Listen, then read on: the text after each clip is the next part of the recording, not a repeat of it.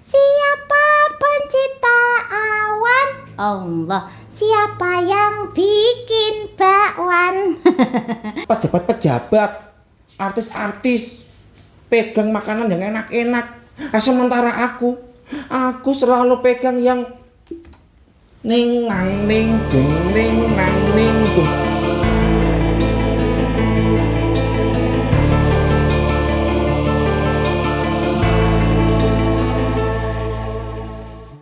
Assalamualaikum warahmatullahi wabarakatuh. Den Hasan, Mbak Nisa. Waalaikumsalam Mbak Dinda. Ya baik, terima kasih. Ini kesempatan yang ditunggu-tunggu ya. Kita bisa ngobrol bareng di sini di Ngonsen Deka, ngobrol santai bareng Dinda Kirana. Dan di sini kita membahas tentang eksistensi dan konsistensi untuk pedungeng-pedungeng di Jepara. Den Hasan, Mbak Nisa, ini adalah sosok-sosok yang sangat menjadikan kita bangga karena ini adalah sosok yang selalu konsisten kalau kita menyatakan istiqomah begitu untuk membangun literasi di Kabupaten Jepara lewat mendongeng. Mendongeng dengan literasi menurut saya ini adalah kakak beradik ya. Iya, 11-12 saling berkaitan. Jadi di sini betapa mulianya tugas yang dilakukan oleh Den Hasan dan juga Mbak Nisa ini memilih dunia mendongeng untuk mendidik anak-anak bangsa. Kenapa mendongeng ini menjadi hal yang sangat digemari oleh Den Hasan sehingga menjadi kegemaran juga oleh semua generasi muda peserta didik yang ada di Kabupaten Jepara. Seperti apa alasannya? Ya, memang ya saya itu basicnya dari teater gitu. Jadi dari seni peran yang kemudian dahulunya itu kalau teater itu komunal secara bersama-sama, kelompok kan begitu. Tapi kemudian setelah saya tidak lagi aktif di komunitas teater, ini apa ya yang bisa kemudian saya lakukan atas hobiku yang suka berekspresi di depan orang kan begitu. Awalnya dari situ. Iya, kemudian ada nih dongeng kan begitu yang sama-sama memerlukan ekspresi, sama-sama memerlukan acting di dalam penyampaiannya dan kemudian saya membaca di Jepara pada waktu itu belum ada nih pertunjukan untuk anak. Pada waktu itu, berarti tahun berapa itu? 2011. Wah, panjang dan sudah lama sekali. 2011 mulai eksis ya. 2011. Sampai sekarang. Alhamdulillah ya.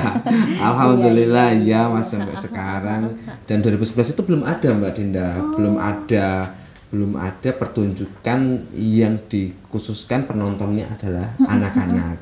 Dan aku memilih itu untuk 2011 saya mencoba untuk itu. Waktu itu belum punya saingan ya?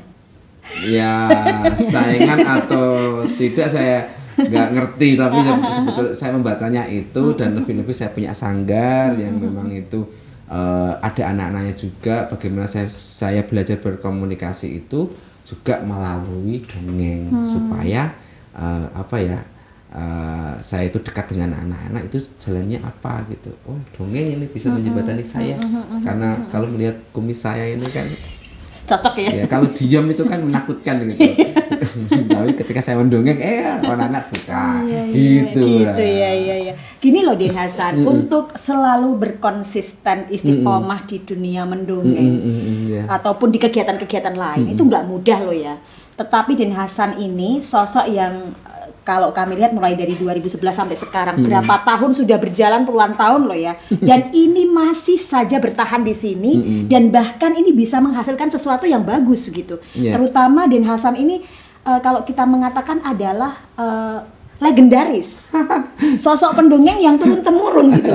Yang dulunya itu mungkin ibunya, sekarang turun ke anaknya, turun ke cucunya, masih menggemari Den Hasan. Ini yang kita salut. Susah loh menjadi seorang yang istiqomah. Kenapa Den Hasan di sini selalu menekuni dunia mendongeng?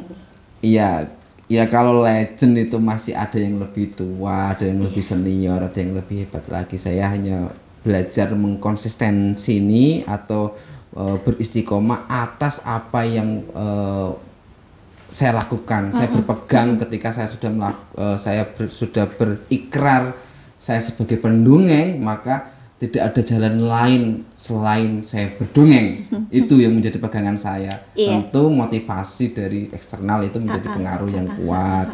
Kalau dahulu saya harus berjejaring dengan sana sini, dengan Mas Ayodi dari Jakarta, itu di Jakarta ada namanya Ayo Dongeng Indonesia, kemudian ada 1001 buku, ada di Jogja ada namanya Rona Mentari, ada beberapa teman-teman yang kita saling berkomunikasi kan begitu.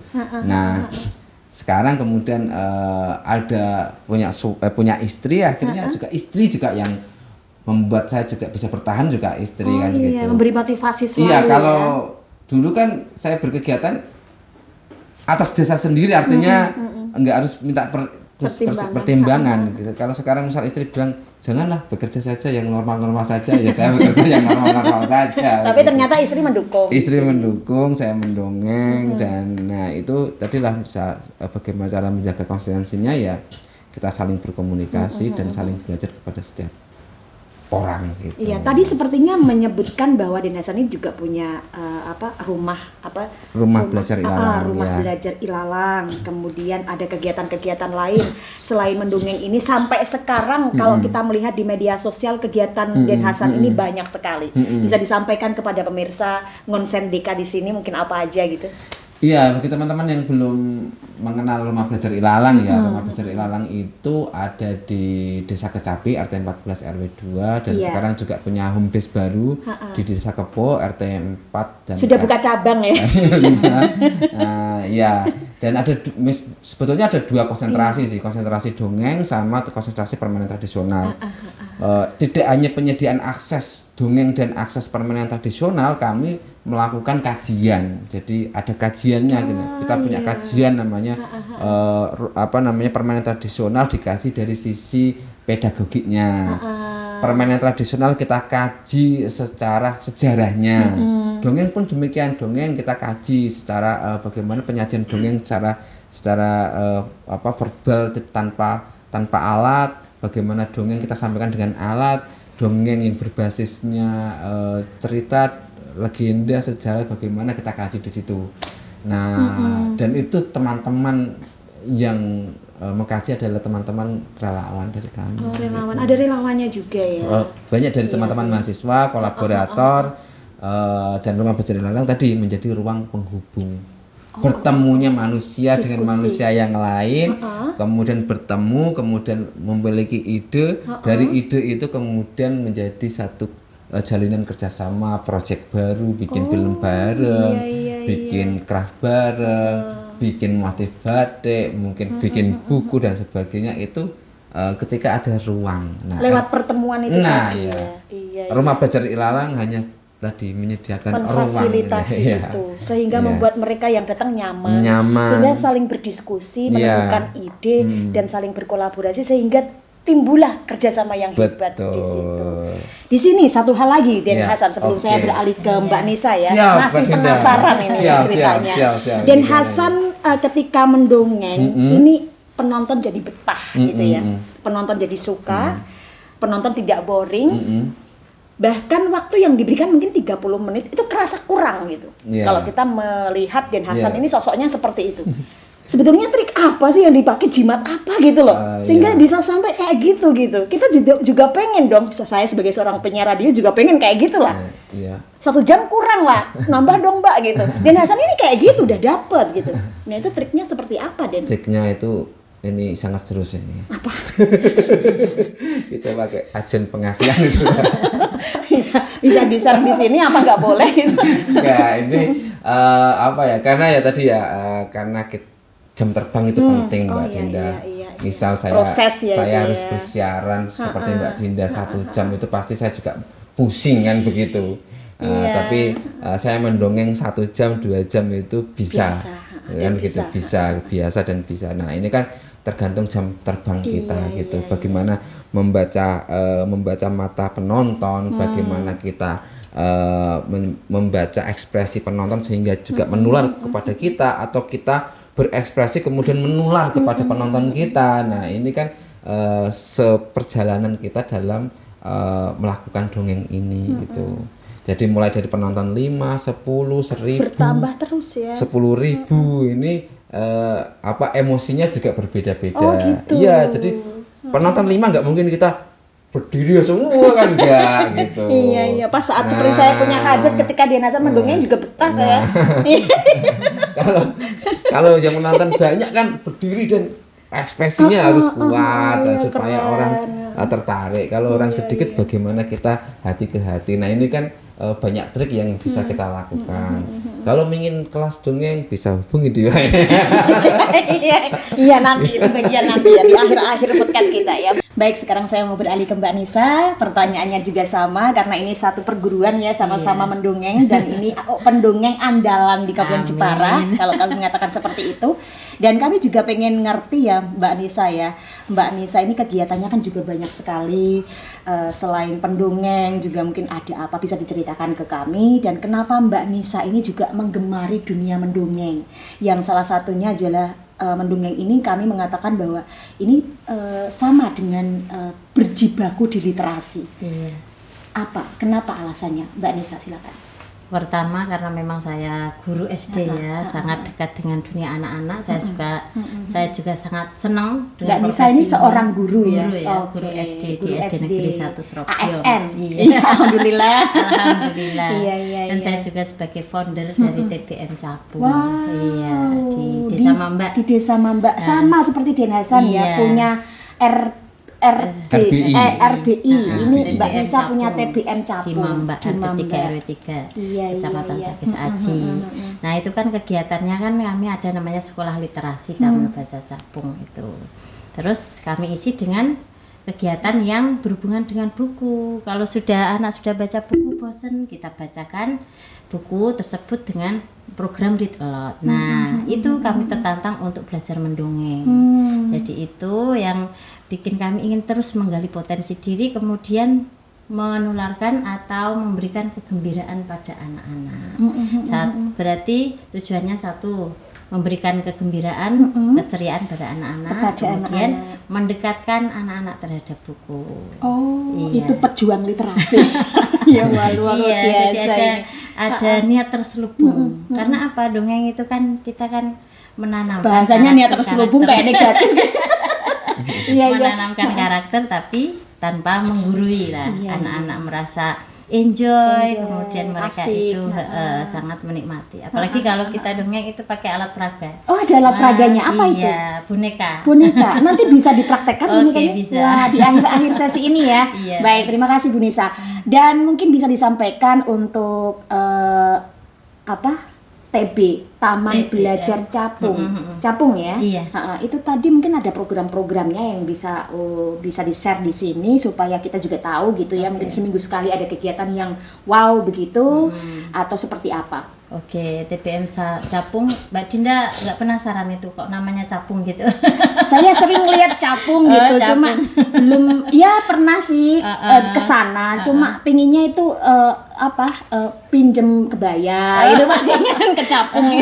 Iya, capung kan binatang kecil Iya, ya. iya. Nah, binatang kecil itu sukanya memang di tempat yang tidak ada polusinya atau bersih. Nah, harapan kami namakan TBM Capung itu ya anak-anak yang datang ke TBM kami. Kalau itu ini ya kan ilalang ya, Iya, ilalang yang selalu mengganggu itu. Capung. hampir sama namanya kan. Mengganggu lahan-lahan pemerintah ya. Jadi keberadaan capung itu kan indikator bahwa lingkungan itu masih bersih lah. Masih Harapannya bersih. kami Iya, ciptakan iya. ruang yang yang memberikan kegiatan positif bagi anak-anak itu. Terus capung itu akronim dari cerdaskan anak kampung. Kirain capung itu yang jentik-jentik. Iya, bisa jadi itu makanya Iya. binatang capung. Adapun kegiatannya ya namanya sekolah literasi Taman Baca Capung itu ada setiap 1 minggu sekali. Itu kegiatannya 6 literasi dasar. Ada baca tulis, ada sains, ada kewargaan, ada kebudayaan. Itu kan kalau secara formalnya. Iya, Tapi kami sesuaikan dengan kebutuhan anak-anak. Iya. Anak-anak sukanya misalnya craft, yaitu keterampilan yang sederhana. Ada pengajarnya ya? Ada, itu kami bekerja sama dengan Oiska Jepang Itu namanya. datang setiap hari atau seperti apa? Itu yang Oiska itu 2 minggu sekali. Oh iya. Jadi seperti ada silabusnya itu, nanti kita agendakan minggu depan kita bikin sabun Oh, gitu dari ya. minyak jelantah itu bisa. Ada praktek-praktek kayak Ada gitu ya, langsung pengetahuan praktek gitu. ekoprint, Ekoprint, ada ya. membatik, pengolahan sampah, menanam, kemudian banyak lagi lah pokoknya itu seru. Jadi anak-anak itu sangat senang. Pengikutnya banyak gitu ya, sekampung Alhamdulillah. gitu. Enggak juga sih. Enggak Baik, juga. baik Mbak Nisa, gini Mbak, saya juga pengen lihat ya secara langsung. Kalau selama ini kan saya hanya melihat bukti-bukti di sosmed. Kalau ini kan saya testimoni secara langsung sama Mbak Nisa, direkturnya, direktur Capung ini ya. Sering melihat bahwa Mbak Nisa ini go pabrik gitu ya, kemana gitu. Ke luar daerah gitu, itu kegiatan apa itu? Oh ya, sama tentang kegiatan yang berhubungan dengan TBM. Sebenarnya TBM itu kan tidak hanya di lokalitas saja. Kayak seperti tutor terbang gitu kalau kami katakan. Iya juga kami belajar, Diundang masih gitu ya. belajar saja. Seperti kemarin itu ya ketika ada kegiatan BPJT Balai Bahasa Jawa Tengah ya, kami memang mendapat kesempatan belajar untuk membersamai teman-teman pegiat TBM di Jepara gitu. Adapun untuk kegiatan tahunan itu masing-masing komunitas itu kita berkumpul satu Jawa Tengah itu. Nah, ada namanya kemah literasi. Nah, itu satu Jawa Tengah Satu Jawa kumpul. Tengah kumpul. Iya. Itu dipilih ya, terpilih ya Mbak Enggak, Nisa? itu maksudnya masing-masing wilayah yang siap didatangi untuk kegiatan. Contoh kemarin baru saja itu di Magelang. Terus tahun lalu di Banyumas, Semarang, terus Merbabu, macam-macam. Itu saling menguatkan. Jadi ketemu pegiat literasi antar daerah itu banyak cerita. Jadi kita juga merasa bangkit lagi, kadang kayak lesu gitu, Semangat teman-teman lagi. semangat lagi, Iya, seperti diri cas gitu. Seperti diricas gitu ya. Wah, ini juga diricas Oh loh ya. iya betul sekali. Iya, iya. Kesempatan belajar yang luar recas biasa. lagi sehingga semangat lagi, bangkit lagi. Baik Mbak Nisa, terima kasih ya. Saya mau pindah ke Den Hasan terlebih dahulu. Oke, siap. Dan di sini Den Hasan kita menyambung pembicaraan kita tadi bahwa kolaborasi dengan pemerintah ini menurut Den Hasan, keinginan Den Hasan seperti apa bisa disampaikan biar kita menjembatani di sini. Karena banyak sekali juga dari kalangan masyarakat umum di Kabupaten Jepara ini menginginkan bahwa literasi ini terus digalakkan gitu ya. Dan apa yang sudah Den Hasan lakukan ini salah satu gebrakan-gebrakan yang di sini adalah untuk selalu menguri-uri literasi agar tidak punah.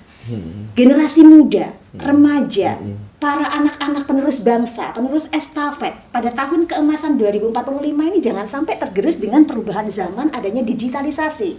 Nah ini loh Den Hasan, yang kita pengen tahu seperti apa Den Hasan sebagai seorang pendongeng Jepara, penggerak literasi Jepara, agar selalu menguri-uri gerakan literasi. Pemerintah, apa yang harus dilakukan?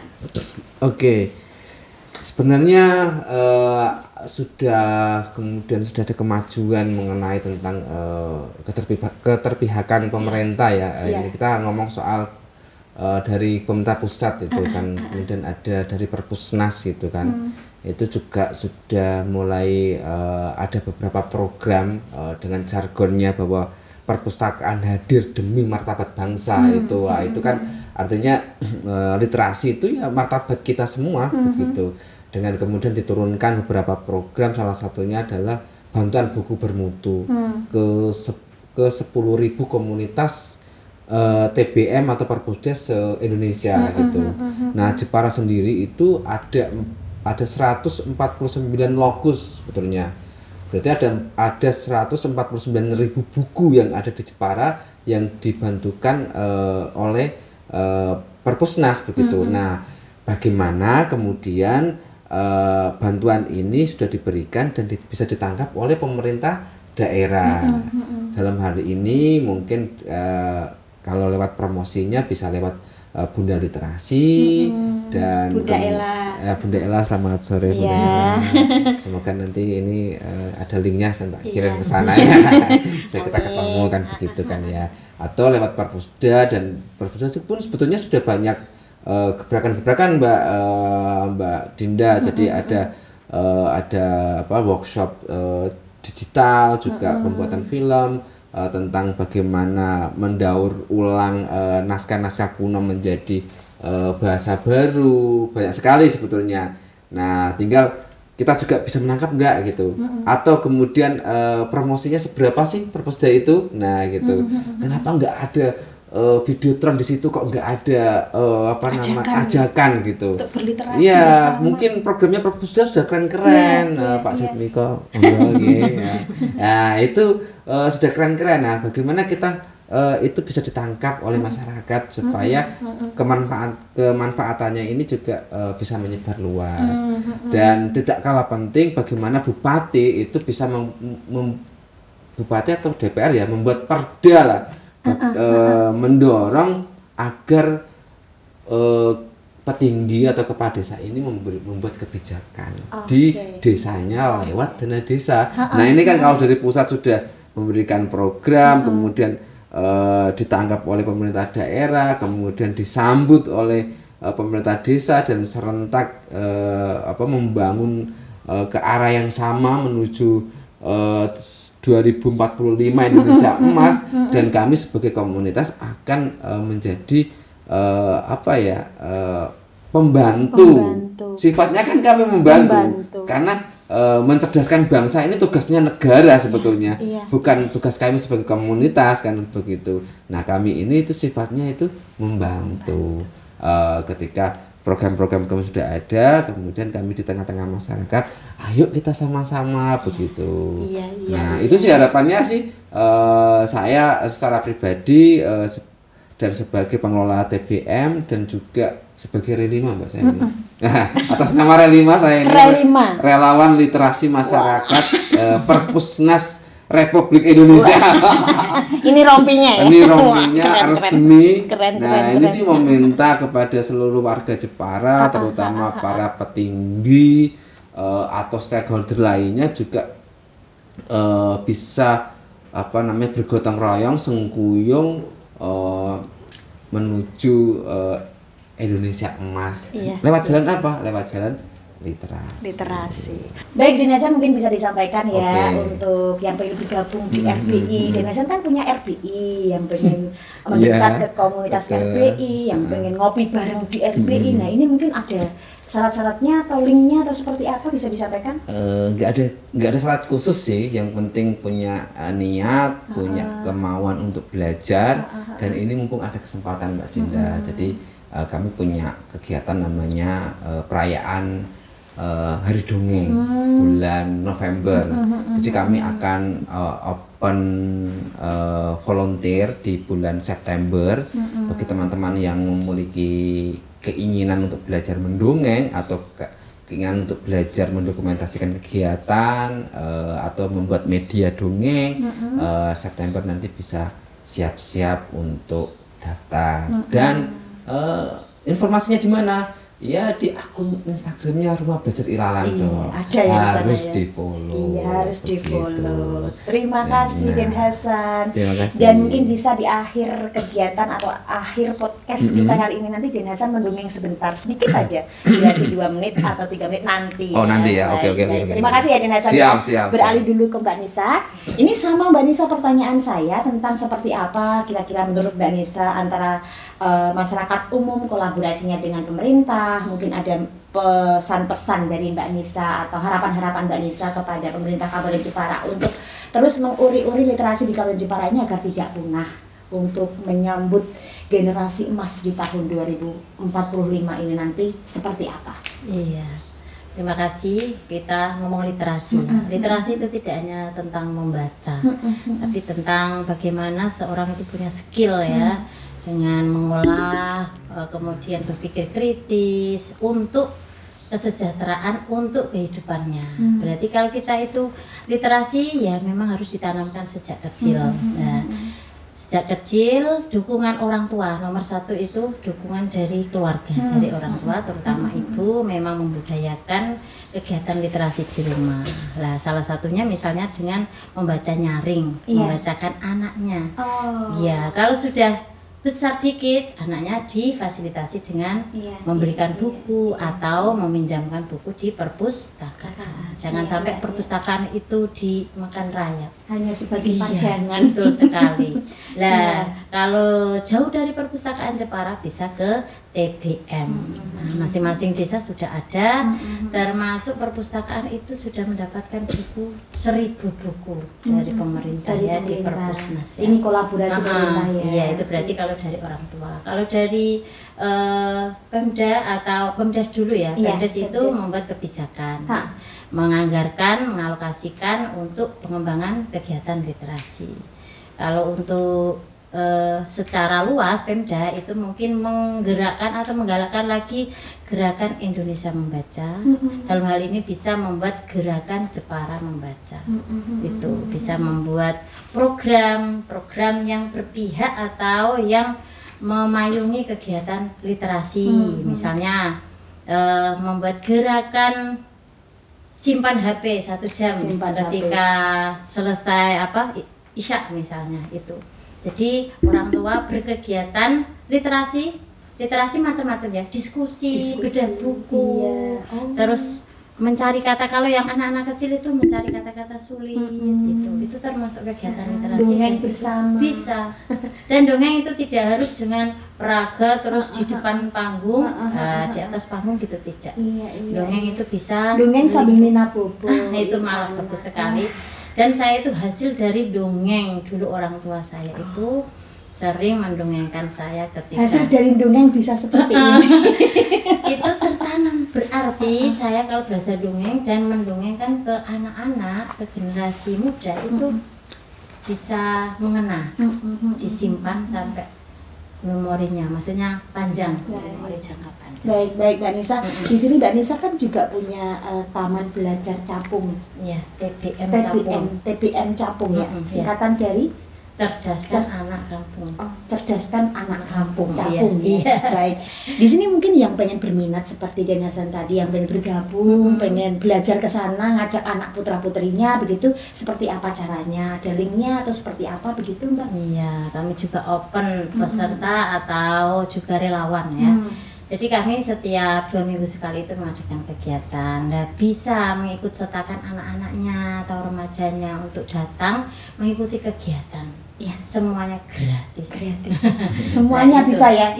digandeng semua ya. Tidak harus penduduk Mambak ya. Tidak, Tidak. dan itu kegiatannya seru ya, Seru. karena kami juga punya rekanan atau kerjasama dengan OSK Jepang itu.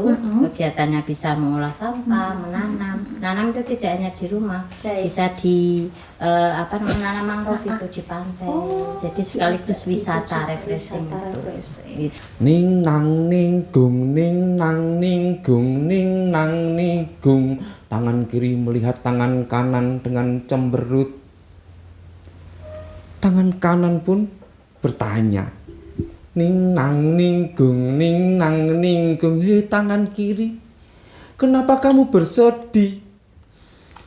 Aku bersedih karena kamu selalu berjabat tangan bersama pejabat-pejabat, artis-artis, pegang makanan yang enak-enak.